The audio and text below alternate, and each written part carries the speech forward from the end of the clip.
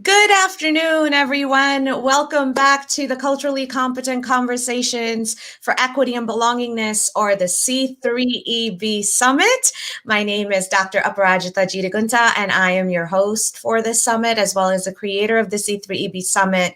And it is my absolute pleasure to have a returning speaker back for this session, Santosh Mathew. Hi, Santosh. Hey, AJ.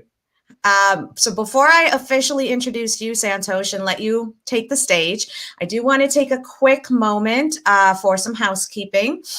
If you are watching this, whether you're watching this on YouTube Live, Facebook Live, or LinkedIn Live, please put your comments in your comment boxes so that we are monitoring them and we'll be able to get to them immediately.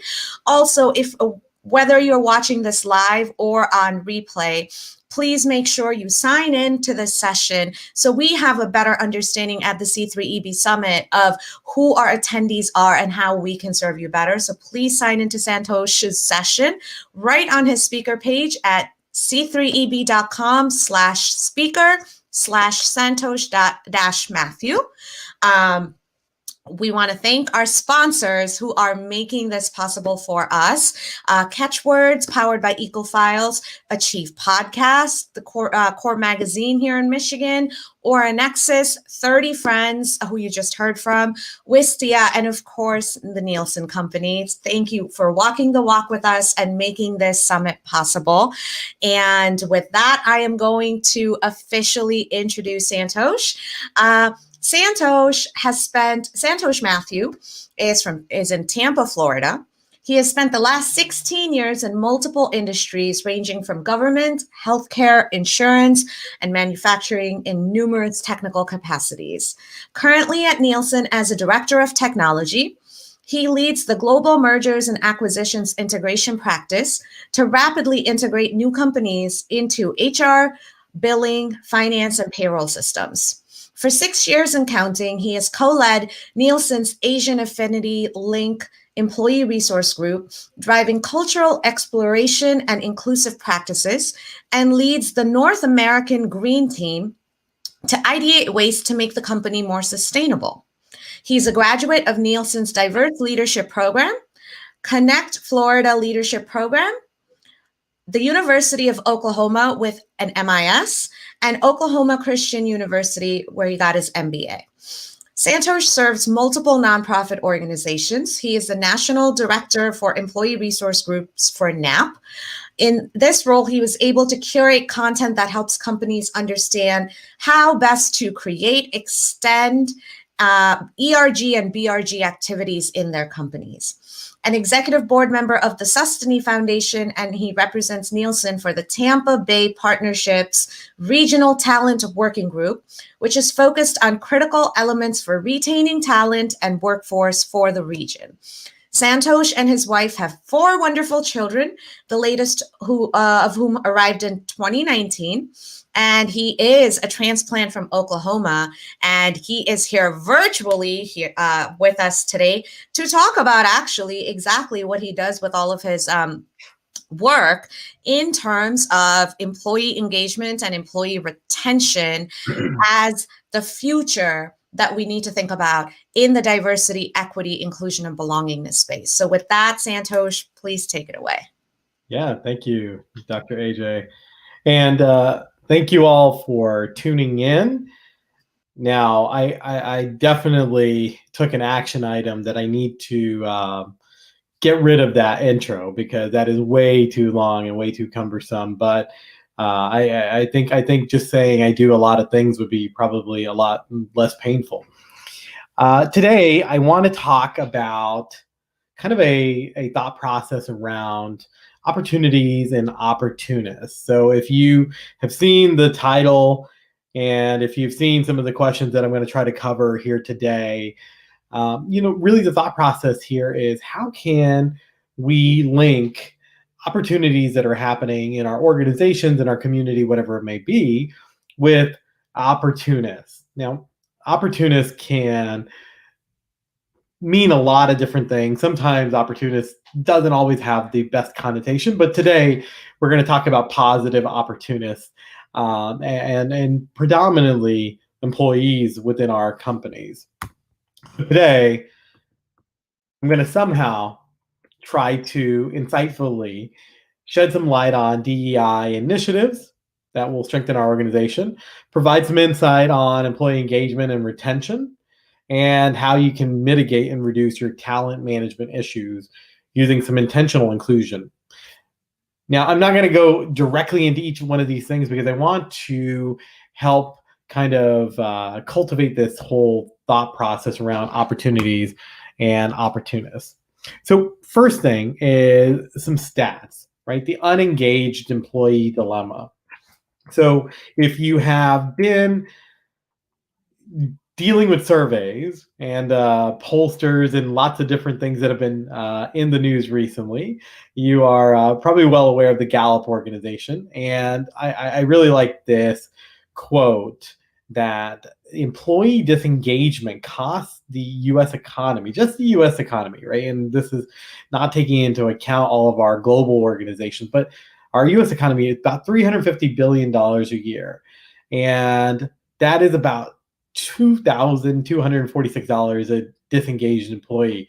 I was reading some other stats, and the stat was for every employee that turns over, it's about $5,000 of cost of the company between onboarding and lost information and knowledge, and as well as lost productivity from onboarding new people to replace those people that have left. And it's without question understandable that highly profitable companies that are solving this issue, that even have 50% more engagement, are able to get a lot more out of their employee and their company just by engaging their employees. So when we think about the employer, or we think about our companies or our organizations that we are focused on, right? A thought about opportunities.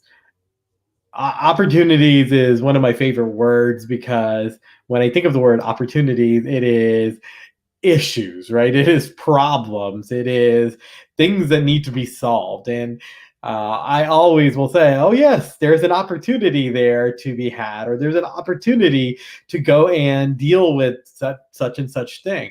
So every organization, big, small, new, startup, old, been here forever, we all have opportunities. And out of those various different groups, almost all of them have trouble finding solutions to all these opportunities. And then the next problem becomes finding resources to fill, right, those opportunities. And what has become more and more obvious in a lot of cases, especially with a little bit larger organizations, and we're not talking about humongous organizations, right? We're talking about small to mid-sized companies that have sometimes 10 to 20 people and above. Many times there's people within your organization that are the solution, right? They are already able to provide some solutions to those problems that we have. They can provide the manpower in some cases to get behind some of those things till we solve them, right? And you have a lot of those things there, but there are a lot of built-in biases and hierarchies that tend to get in the way of us being able to see those things. And then organizations spend a lot of money, right, to quote engage their employees, and many of them don't engage them where both sides would benefit. So what I mean by this is that a lot of our DE&I, or even human resources, or other various different organizations that try to engage our employees, there are usually very confined, very siloed types of areas that we try to engage our employees in, right? Is it health and wellness? Is it maybe your finances? Is it finding a new skill? These are all really, really cool things.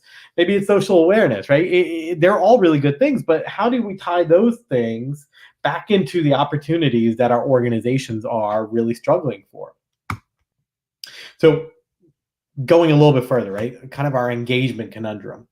while engagement is on the rise in the US, it's only at about 34%. So thinking US companies at the time of this particular survey, only about 34% of those companies were focused on increasing their engagement. And then actively disengaged employees were at an all-time low of 13%. So if you're thinking about your pie of 100%, you got 34 that are in the engaged, right? You have 13 that are actively disengaged, right? They are they've completely left the reservation. They are unhappy. They are letting you know about it, or they are causing trouble, or whatever it may be. But probably the most shocking is this, right? 53% are not on either side. And the problem with this 53% is a humongous productivity opportunity. And right now it's a humongous productivity loss because you're not getting maximum effort out of these people, right? They are neither engaged nor disengaged. They are just existing. And when you have people that just exist, they just come in to do their hours and leave, then we are losing out on so much opportunity. Now, again, we're not talking about trying to get more for nothing. We're trying to help our employees when they are engaged, whether it is through programs or it's through these different types of benefits. Happier employees automatically translate to a lot of performance and productivity for our companies, but also as a positive for the employee because they are also increasing what they are able to do and their capabilities, and a lot of times their recognition. And recognition is one of the big things that a lot of our people look for. So going into the recognition, thinking about our opportunists, most people want to grow.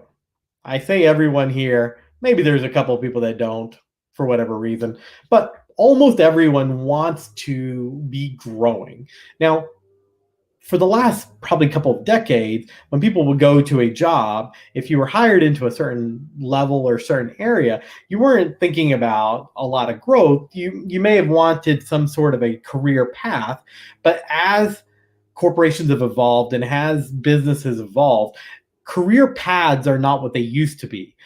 So how do we grow where there are no paths? And everyone wants to know how to do it. Everyone is looking for a way to get better, get more affection, get more opportunities or responsibilities. They are looking for a way to be recognized through a number of various different ways. Some can be monetary, but in a lot of times they're not monetary. They are just interactions, right? They're increased interactions or they're increased responsibilities because people are looking to be challenged. They're looking to gain more. And in a lot of cases, these opportunists are sitting on the sidelines. Most people are not disenfranchised at the beginning of their careers, but gain a grass is greener syndrome. And now this is going to be tongue in cheek here in a moment. And maybe you have surmised from my initial slide where I'm going to go with some of this. But a lot of what we're starting to see now is less and less loyalty toward organizations. More and more of this, I am a CEO of Me Incorporated, and if Me Incorporated is not getting benefits or these different types of things that I'm looking for to grow, Me Incorporated is going to take my services to another organization. Now, I am blessed to work with some people at the company that I work with that have been there for 20 and 30 years. They're very few and far between. And most of the other people that I work for are 8 years and under. And in a lot of cases, I have half of my team that are under 2 years.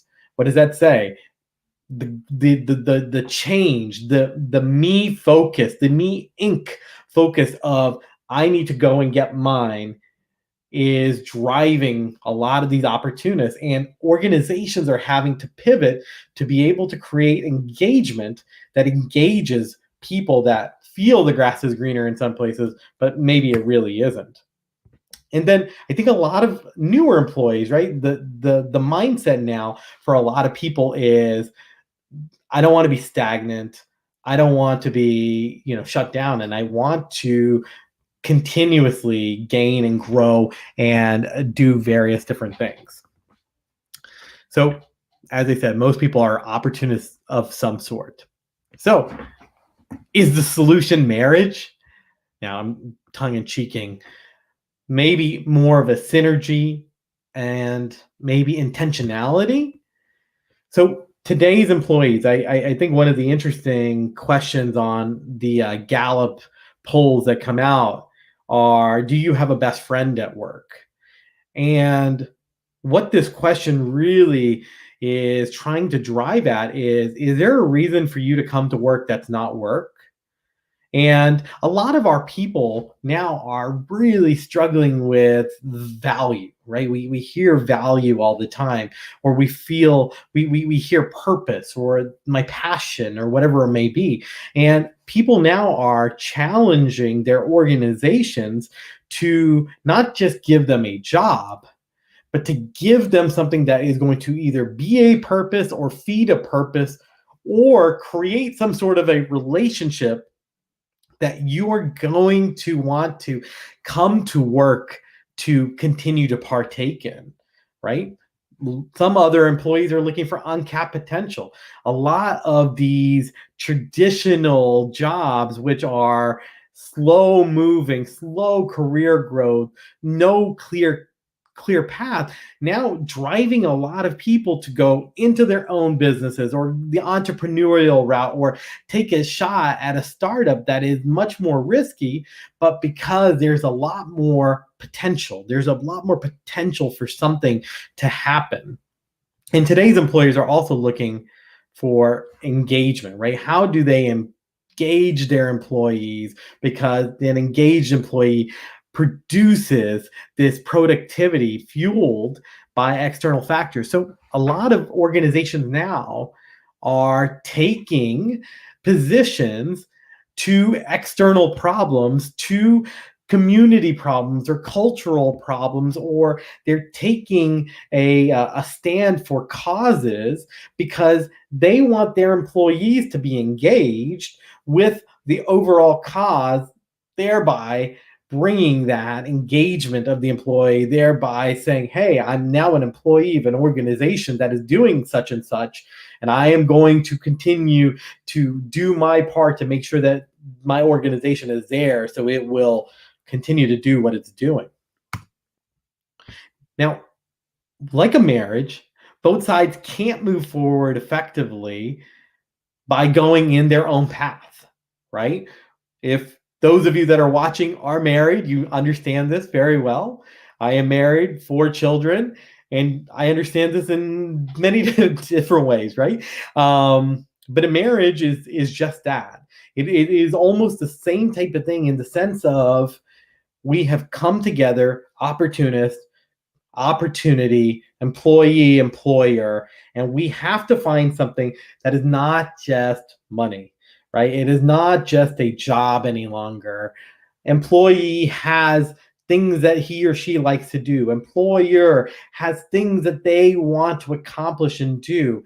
And it is that marriage, that intentionality, right? And that synergy of finding some sort of a sweet spot between our two independent entities that are going to start to create better engagement in the long run.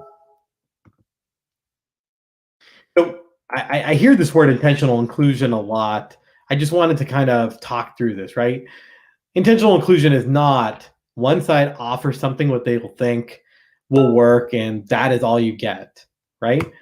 It is both sides having the ability to make mistakes together, growing, adjusting, and figuring out what will work. An engaged employee and an engaged employer are not going to just continue to roll things out or demand things all the time. They're going to find ways to communicate with one another, to create that inclusiveness and create that engagement that will help drive a lot of this various inclusions. Intentional inclusion is not a singular program or initiative. So I think one of the big things that I'm seeing now, and I think Dr. AJ talked about this earlier in her address about how C-suite today, one of the number one positions that have been created are chief diversity officers or chief anything related to diversity and inclusion. But just hiring a DEI person or a CDO or whatever it may be, or creating an organization or starting an ERG, one initiative does not solve this problem. It doesn't make your organization inclusive, right? And an employee engaging in that one thing doesn't do it. The organization has to commit to a long-term understanding of what is beyond this initial step. What is beyond saying I do, right? And what are those everyday types of things that you have to do together, both sides, to being intentional? So it's a constant evolution and a combination of all these different efforts, right? That will have varying levels of effectiveness. And that is okay. An ERG in one organization or a DEI group in another organization or some sort of a safe affinity group in another organization, they may do really, really well in one organization and fall flat in another organization.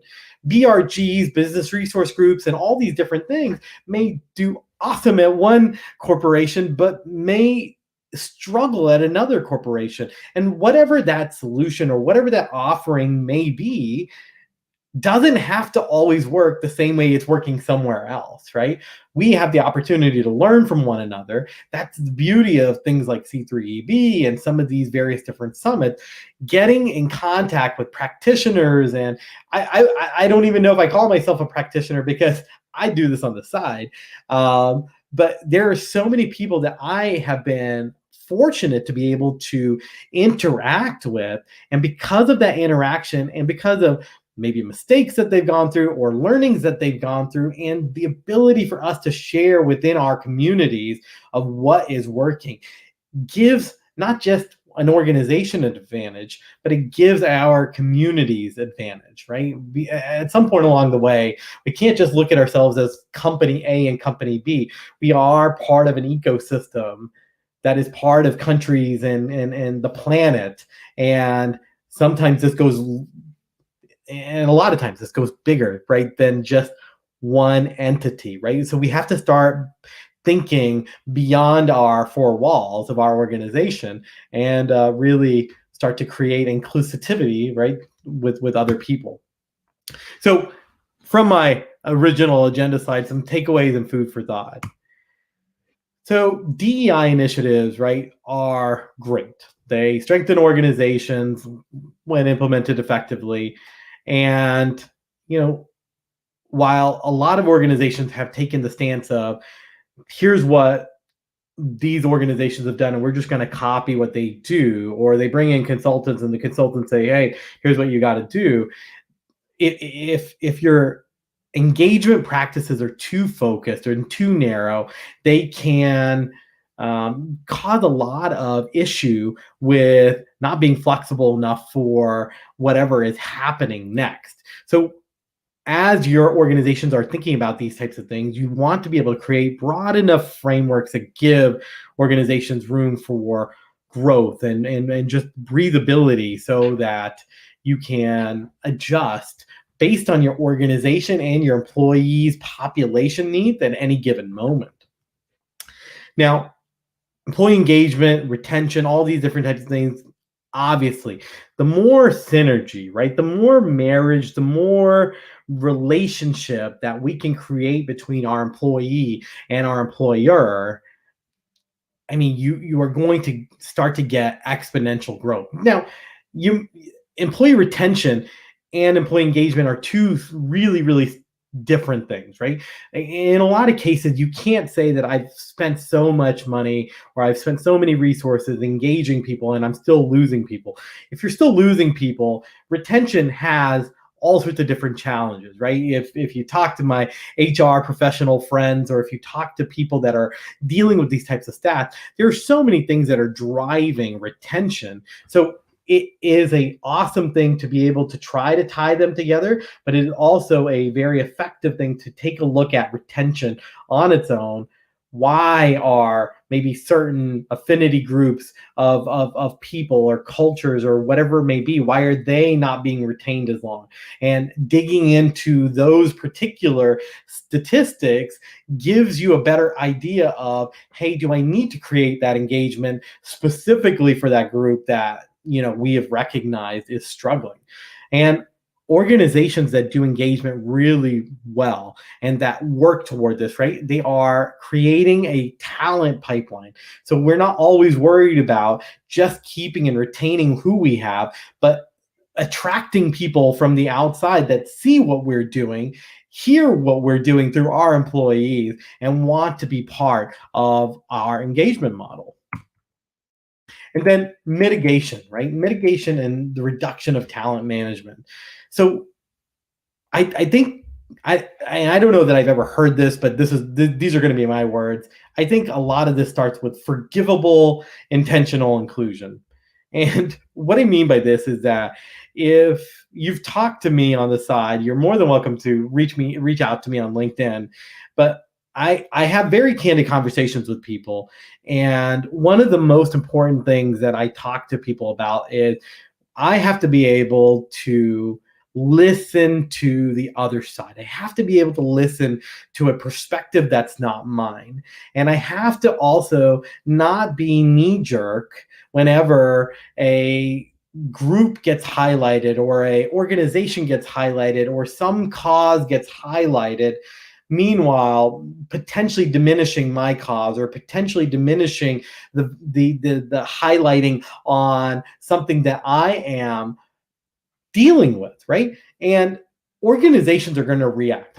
It would be unbelievable for them to not react, especially now in our current state of affairs. Organizations are having to react to issues that are happening in the world, issues that are happening in their current communities. They're having to react in a lot of these different things. But organizations also have to be careful not to get sucked into this as part of the engagement discussion, right? We can't say every time as an organization that, hey, okay, we're going to go do this because we have a lot of passionate employees about this particular issue. This is one thing where we have to be able to give a bit of ability for our organizations to stretch, and we have to be able to forgive that our organizations are not always going to be able to react to every single thing, right? One of the driving factors that get organizations in trouble is that they react to things that are sometimes outside of their core, right? Or sometimes they haven't spent the time articulating their position around. And once the dust settles and the noise is gone, on to the next crisis of the moment, there's damage to be dealt with.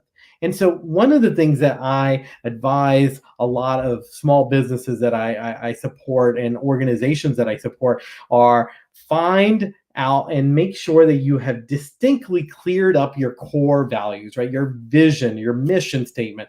And whenever anything comes up, even if it's something that is important to your employees, you have to put it against the lens of your core and your vision. And if it's outside of those things, then you can always provide and produce supportive types of things. But we also have to be able to have that ability to protect our organization from getting into things that are not our core strengths.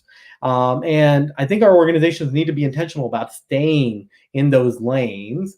And if you need to stray, right, it's something that I feel that a lot of organizations will have to spend their resources to grow into, and again, not react to, because it becomes a slippery slope in a lot of cases. And I'll leave you on with this note or this quote. I really like this. I found this the other day. Pamela Lip Hendricks. I'll give her credit from JP Morgan Chase. She's got some great articles out there too. So Pamela, if you're listening, kudos. This is just an excerpt from one of her articles that I was reading, and it says inclusion doesn't happen by chance or because of programs or training. Inclusion happens when we are intentional in the daily small interactions as employees collaborate, live or virtually, and with their teams, with their clients, and with our customers, as with our suppliers. And it happens while they're doing jobs, projects, performance reviews, meetings, trainings, and so on. And the whole article is great. And I think one of the things that Pamela is talking about here is it's everywhere, right? Intentional inclusion and all of these thoughts that we're talking about from an engagement standpoint are not just big things that we roll out. They happen at the minutia of your organization. And if they're not happening at that minutia of the organization, that is the culture stuff that we need to cultivate to be stronger organizations along the way. One of the interesting things that I've uncovered as part of the affinity groups at the Nielsen Company is something that I've talked to a lot of other colleagues at different organizations, especially large organizations, and it is middle management are some of the groups that we struggle with a lot more in understanding the employee engagement. And it's a lot of times what we uncover is we haven't provided them enough of the cover and the support to be able to do their jobs effectively, as well as engage in some of these engagement type activities.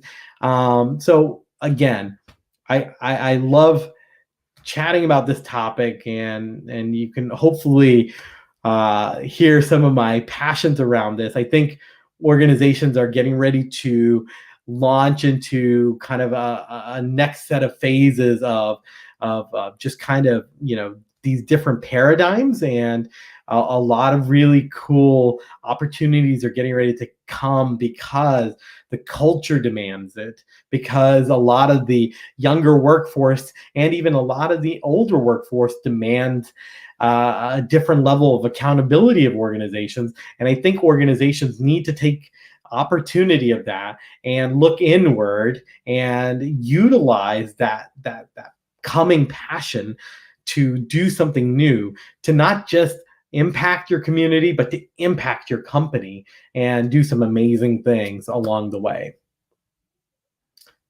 Dr. AJ, are you there?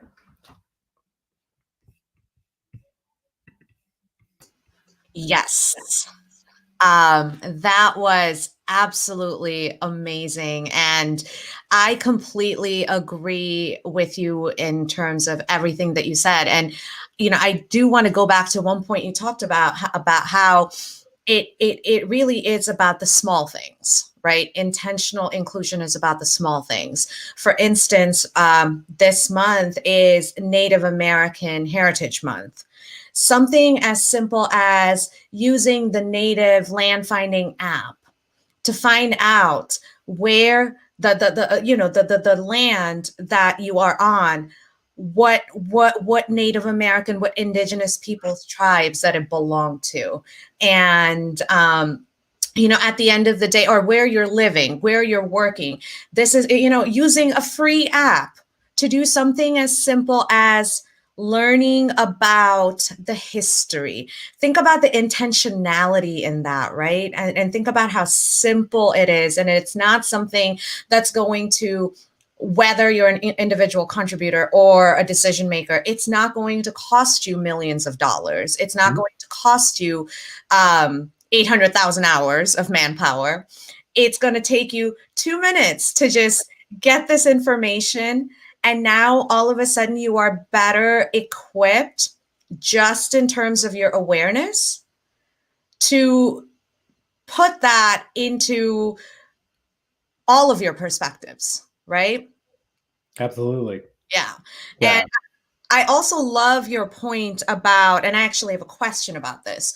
I Sure. love your point about the forgivable intentional inclusion. And I think, I want to use something that you said in, again, and tied into this Native American Heritage Month, something as simple as, when we, and this is something I'm learning to practice and I'm being very mindful of practicing, something as simple as, when you said they've checked off the reservation, right? Yeah. That's a talking moment right there. You know what I Yeah. mean? That's a huge conversational moment. So given your experience, my question is, there are so many of these moments that happen, actually, Hmm. if we are mindful about it. How would you recommend that we get more mindful about these types of things and create engagement through such simple conversations? Yeah, I've been having a number of conversations with strangers. So if you're on my LinkedIn, I have been reaching out to every single one of the almost 2,700 people that I'm connected to, who I actually only know probably about 250 of. And I'm saying, hi, I'm connected to you. If you'd like to chat with me, let's chat. And I'll send them out a calendar link, and I am up to 78 conversations. And the interesting thing about chatting with strangers is you find out that people that are all over this country and this planet are not that far apart, right? We are all not that far apart. Actually, in a lot of cases, most people are not so hung up on the past, right? They are really desiring on a way forward for the future. And I think the problem is that we are conditioned, right? We're Pavlov's dogs, right? When we're conditioned with fear and we're conditioned with past regrets and past aggressions toward, your grandmother's mother's mother, right? And it's all this type of stuff where it's so hard for people to move forward because they're not willing to forgive something that didn't happen to them. But then more so, they're not willing to have a conversation to understand how far apart are we really. And I've been having a lot of conversations with people, especially related to our favorite thing in the world, which is the elections. And a lot of people, it doesn't matter which side you voted for. At the end of the day, they're this far apart, right? They are not that far apart. Most people want to be safe. Most people want a good economy. Most people want to end racial violence. Most people want the same exact things. Now, we want a few, some things are a little bit more important to other people, right? But we're in the same ballpark, but we are not always willing to forgive one another because of some past wrong that we've been fed. And I think the best way that we can get around it is open-minded conversations, right? Being able to be receptive to somebody else's viewpoint and talk to people, talk to a stranger, talk to as many strangers as you can, because you'll find out that they're going through probably the same thing you're going through, and they have some really cool ideas on how to solve whatever it is you're going through. That's very interesting in terms of the similar, that we are more similar than we are different. We do have, oh, Tiffany commented that she's been noticing that about her LinkedIn too, and she should do that too. I just want to keep track of these comments. And then Ruthie was talking about room for diverse creativity, and I'm just getting to all of these comments now. But yeah, I think that's so interesting that you brought up that similarity and the not the differences. I do think there is a point to be made there that I for me, I feel like, and you and I have talked about this offline before, where the corporate structures that we've created were not initially created to be equitable to everybody.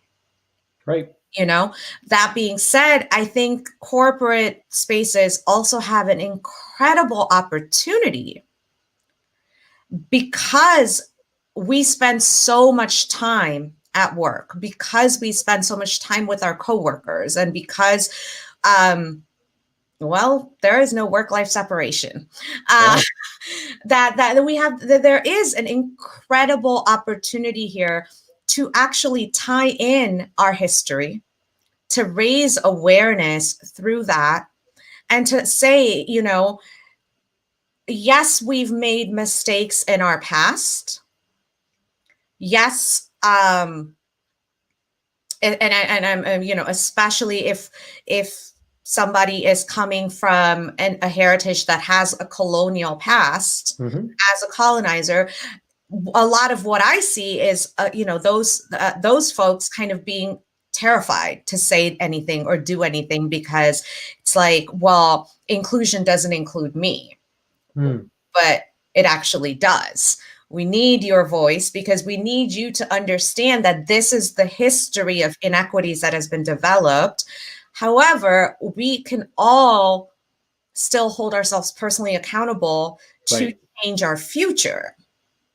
Yeah, absolutely. And I think that you hit on a point, right? There's a lot of people, and you don't have to just be in that one protected, or the one privileged group, right? White males, right? I think that there's a lot of people along the way. They don't know where they fit in this conversation. And if you're not a D&I professional, where do you fit in the conversation? If you're not in the C-suite, where do you fit in the conversation? So getting back to the whole thought around middle management or just your day-to-day high performers, where do I fit in this conversation? And it is something that people struggle with a lot. And I would just tell you, ask, right? Ask. And at the very least, you can reach out to your managers. If you do have an organization that is large enough that has D&I professionals, reach out to them. And if you don't, reach out to HR, right? Reach out to whoever your people are and just say, hey, I have a desire to change something, or I have a desire to create something. I mean, one of the groups that I inherited at Nielsen, I was fortunate enough to lead, was our green team. And our green team was a sustainable team of literally just whoever liked green things. And I'm not talking about the color green, I'm talking about sustainability. But when I came to the group, they had been grassroots for 2 or 3 years, and all they would do was talk about cool things that were sustainable and how they could get the company to do things. And when I asked a question of, well, can we go do something else? They were like, well, we don't know. And when we went out and we asked some managers if we could do something else, they started to say, yeah, we would love to do things. And ultimately what happened was we went from a grassroots group of people on campus to a very large group, to a group that created one of our first community gardens on the campus that ended up producing produce for one of our local food banks for a couple of years.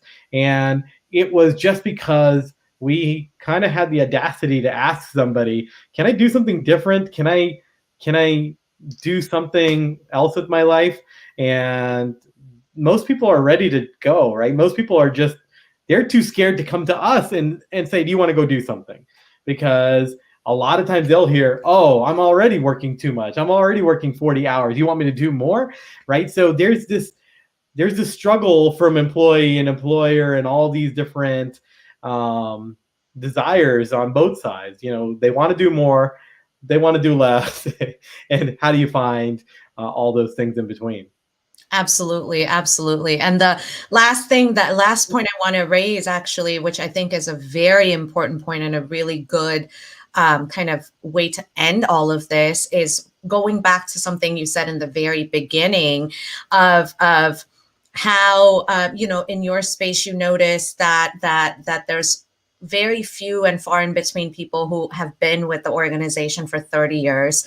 A lot of them were in the 8-year range, and then there were several people in the under 2-year range. We know that especially in the millennial and Gen Z workforce, if their work doesn't feel purpose driven and if their mental well-being is not getting taken care of, they're out. Mm-hmm. 91% of millennials start looking for new jobs within that 3-year period. Mm-hmm. And so truly speaking, if we think about it, it is the individual contributors and the employees who are driving this change with this moving from organization to organization, which also points to the disengagement that we were talking about, right? Imagine how much change could proactively be guided if that disengagement turned into engagement. Mm-hmm. Yeah, I think the thing is that the ship has left the harbor and it's not coming back, right? I think millennials, or my good friend millennials, and then whatever they're going to call the next group of people after them, are not going to be these 30-year types of people. Even a lot of them that are creating their own companies don't stay with their own companies after a certain point. But what I think that organizations can do, and some of them have started to really do this really well, is they create an ecosystem that is attractive enough to capture those people along the way. And if they are capturing those people along the way, and you then start to focus on your onboarding systems, your way to get them into the pipeline as quickly as possible. Now, if you know that you're going to have a lot of these people for only 2 and 3 years, and if you're not spending 6 months on the back end and 6 months on the tail end to get them up and get them down, and you're getting a great 2.5 years of productivity out of these people, you've got lots of happy people. And even if they're coming in and out of the organization, you're still growing as a company, right? So bringing your core values of a company and marching toward that. But now if you start to build an organization that people want to pit stop in, right? And they pit stop and they build your next product that takes you to the moon, and then they go off. Well, thank you very much for coming. You'll always be a valued, alumni. And that's what these really, really strong organizations are starting to see. I don't have to keep these people forever and ever, but I have to try to maximize them while they're here. And hopefully when they go off somewhere else and somebody asks them about me, they're like, oh yeah, the best 3 years of my life, or the best 15 months of my life, or whatever it may be. And you never know. I mean, the trend may change and all these people may want to come back. Yeah. Well, time will tell with that, but I think you are right in that. I think the nature of work, the future of work is, has definitely changed, has been changing for the past 10 years, but especially in the last 2 years and especially in 2020. I think, COVID actually gave us an incredible opportunity in helping us realize how much we can just get done from home. Mm-hmm. With everything else. And at the same time, also helped us realize how much more balance we need in getting all of that stuff done from home. So thank you so much, Santosh, for the opportunity and doing this. I know you have crazy busy plans coming up. So thank you for doing this. And please, for anybody, whether you're watching this live or later, there is a link that's scrolling on the bottom. It's just www.bit.ly/C3EB survey. We'd love to get your quick feedback. And I promise this is one of those quick surveys. It's not 10 pages long. It's actually only 4 questions or 5.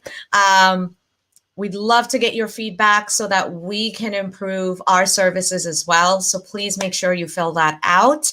And a huge thank you to our sponsors who are helping us walk this walk: Catchwords, Achieve Podcast, Core Magazine, Aura Nexus, 30 Friends, Wistia, and of course, the Nielsen Company. we are going to take a 10-minute bio break, and we will be back at 1:30 Eastern with our next session. So make sure you tune into that. And thank you again, Santosh. And thank you for everybody who's watching this live or later. Bye.